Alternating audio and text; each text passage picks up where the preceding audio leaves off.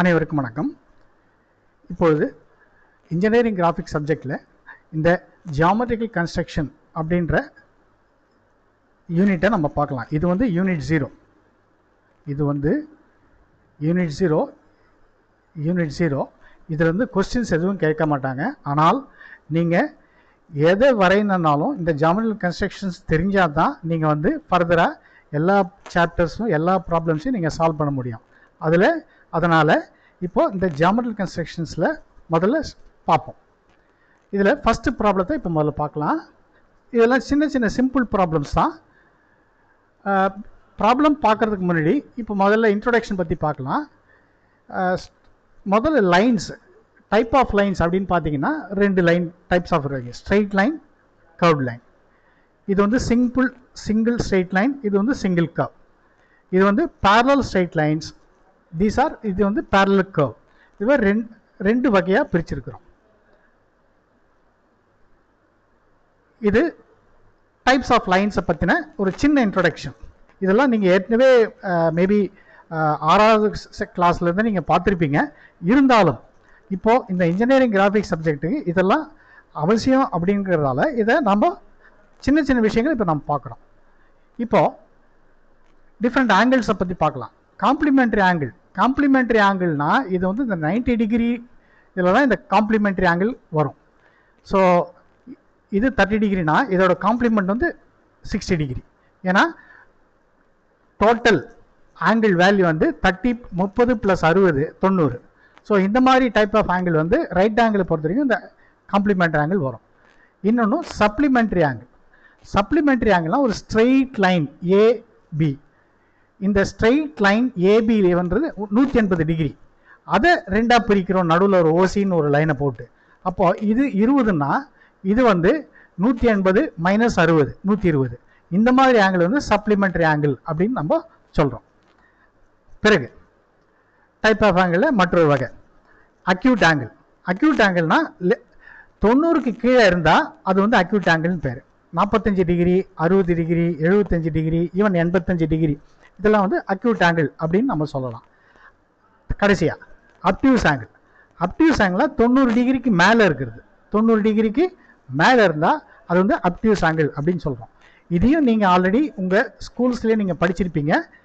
இருந்தாலும் இப்போ இது இந்த இன்ஜினியரிங் கிராஃபிக்ஸ் சப்ஜெக்ட்டுக்கு அவசியம் அப்படிங்கிறதால இப்போ நம்ம பார்த்தோம். இப்போது டைப்ஸ் ஆஃப் ட்ரையாங்கிள்ஸ் பற்றி பார்க்கலாம். Different types of triangles. ஆக்சுவலாக இன்ஜினியரிங் கிராஃபிக்ஸ் சப்ஜெக்டை பொறுத்த வரைக்கும் ஈக்குவலேட்டர் ட்ரையாங்கிள் மட்டும்தான் உங்களுக்கு சப்ஜெக்டில் வருது. இருந்தாலும் நீங்கள் மற்ற ட்ரையாங்கிள்ஸ் பற்றியும் நம்ம வந்து இப்போ பார்க்கலாம். ஸ்கெலைன் ட்ரையாங்கிள், இது வந்து ஏபிசி, அதோட எனி இர்ரெகுலர் ட்ரையாங்கிள் வந்து ஸ்கெலைன் ட்ரையாங்கிள் அப்படின்னு நம்ம வந்து சொல்லலாம். அடுத்தது ஐசோஸ்லஸ் ட்ரையாங்கிளில் இது வந்து டிஃப்ரெண்ட் ஏசி ஹைட்டும் பிசி ஹைட்டும் ஒன்றா இருக்கும்.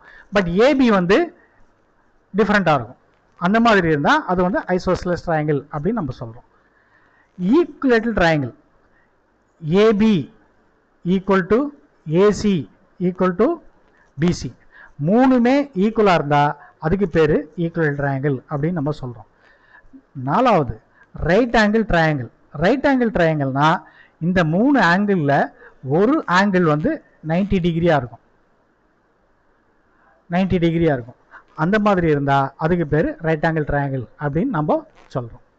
ஸோ இதுதான் டிஃப்ரெண்ட் டைப்ஸ் ஆஃப் ட்ரையாங்கிள்ஸ். அடுத்து குவாட்ரிலேட்டரல்ஸ் அப்படின்னு பார்க்கலாம். குவாட்ரிலேட்டரல்னால் என்ன? இங்கிலீஷில் என்ன சொல்லியிருக்காங்கன்னா, it is a closed planar profile formed by 4 straight lines. 4 கோடுகள் கொண்ட ஒரு பிளேன் அப்படின்னா அது குவாட்ரிலேட்டரல் அப்படின்னு சொல்கிறோம். அது எத்தனை வகைகள் இருக்குது அப்படின்றத இப்போ பார்க்கலாம். Square, rectangle. ஸ்கொயருக்கு ரெக்டாங்கிளுக்கு என்ன வித்தியாசம்? ஸ்கொயர் வந்து all sides are equal, all angles are equal. Rectangle 2 sides are equal, all angles are equal. அப்புறம் parallelogram, இதுவும் வந்து குவாட்ரிலேட்டரல். ராம்பஸ், ட்ரபீசாய்டு, ட்ரபீசியம், இது எல்லாமே குவாட்ரிலேட்டர்ன்ற டைட்டிலுக்கு வருது.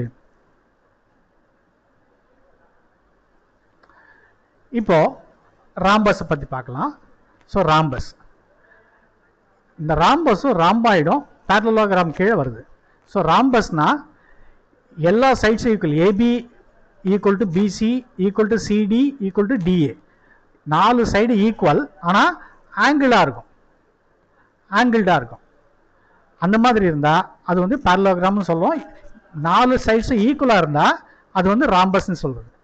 இல்லை இந்த 2 ஈக்குவல், இந்த 2 ஈக்குவல், ஆனால் 4மே ஈக்குவல் கிடையாது, அந்த மாதிரி இருந்தால் அது வந்து ராம்பாய்டு அப்படின்னு சொல்கிறோம். அடுத்து ட்ரபீசியம். நான் இதில் வந்து ஸ்கொயரையும் ரெக்டாங்கிளையும் நான் இதில் காமிக்கல, ஏன்னா அது உங்களுக்கு ஆல்ரெடி தெரியும். ஸ்கொயர்னா 4 பக்கமும் ஈக்குவலாக இருக்கிறது ஸ்கொயர். ரெக்டாங்கிள்ன்றது 30×60 அப்படின்றது லெங்க்த்து 30, ஹைட்டு லெங்க்த் 60, ஹைட்டு 30 அப்படின்னா அது வந்து ரெக்டாங்கிள். சும்மா நான் ஜஸ்ட் லைக் தட் நான் வரைஞ்சி காமிக்கிறேன். இது ஸ்கொயர் அப்படின்னு சொன்னால் இது வந்து ரெக்டாங்கிள். ஓகேவா? ஸோ இப்போது இந்த ஸ்கொயர் ரெக்டாங்கிள் பார்த்தாச்சு, ராம்பஸ் ராம்பாய்டு பார்த்தாச்சு. இப்போது ஃபைனலாக ட்ரபீசாய்டும் ட்ரபீசியம் பார்க்கலாம். ட்ரபீசாய்டுனா 2 சைடு வந்து பேரலாக இருக்கும், 2 சைடு வந்து பேரலாக இருக்கும். ஏடியும் ஏபியும் டிசியும் பேரலாக இருக்குது.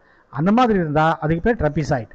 அப்படி இல்லை, 4மே இன்க்ளைண்டாக இருக்குது, ஏபி ஒரு 0 டிகிரியில் இருக்குது, பிசி ஒரு ஆங்கிளில் இருக்குது, சிடி ஒரு ஆங்கிளில் இருக்குது, ஏடி வந்து ஒரு இன்க்ளினேஷனில் இருக்குது, இல்லை ஒரு ஆங்கிளில் இருக்குது.